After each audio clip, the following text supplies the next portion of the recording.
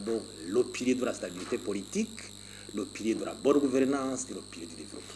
La stabilité politique émane d'un consensus national, basé sur des accords que les citoyens, les communautés nationales ont conclus pour cohabiter ensemble dans chaque pays. Nous allons cohabiter comme ça, nous allons partager le pouvoir comme ça, nous allons faire associer cela. Et puis, deuxièmement, on va aller sur la gouvernance en général, le respect de la chose publique. Et puis, le développement, la dynamique du développement. On peut s'opposer à l'état de ces trois piliers actuellement. 1. La stabilité politique devait baser sur l'accord d'Arusha. Mais aujourd'hui, cet accord n'a jamais été objet de sensibilisation citoyenne pour que les gens puissent s'en approprier l'esprit et l'orientation. Pas même une journée dédiée à l'accord d'Arusha. Même les mécanismes de suivi de sa mise en application n'existaient pas.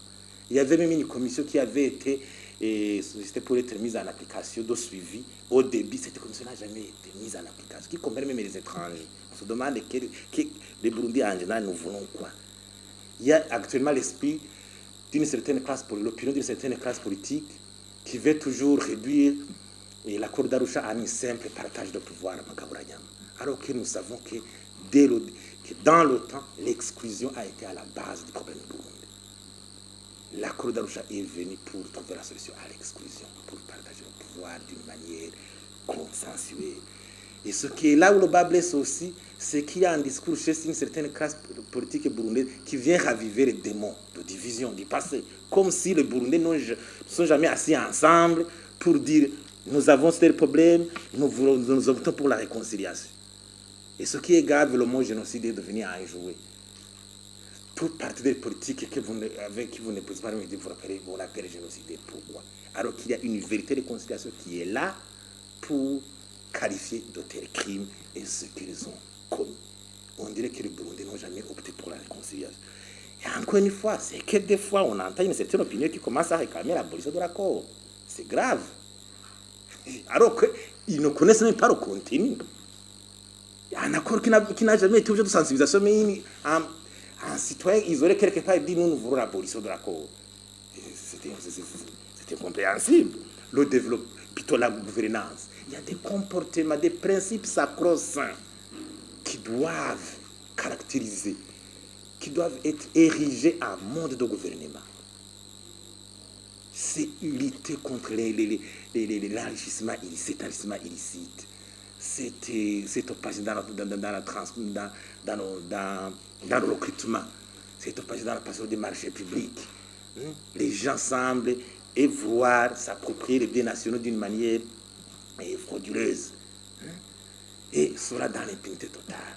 Alors que des documents comme la stratégie nationale de bonne gouvernance sont là. Ils sont ignorés complètement alors qu'elles contiennent des réformes salvatrices pour ce pays par rapport à la gouvernance. Le développement. On entend des fois dire Vision 2025.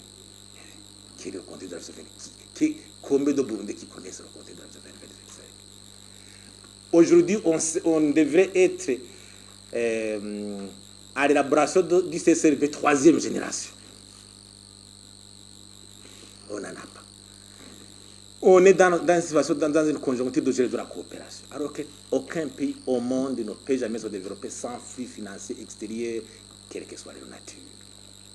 Le Burundi, récipiendaire de développement, c'était la source principale pour créer les conditions de croissance. Sans l'aide publique au développement, le Burundi n'a pas d'alternative. Le Burundi n'a pas d'alternative. On se demande alors, qu'adviendra cette population de 10 millions d'habitants actuellement, avec 75% des gens de moins de 35 ans. Avec les projections de FINWAP, on sera à 17 millions dans 2030. Si on continue dans telle situation, qu'adviendra le Burundi?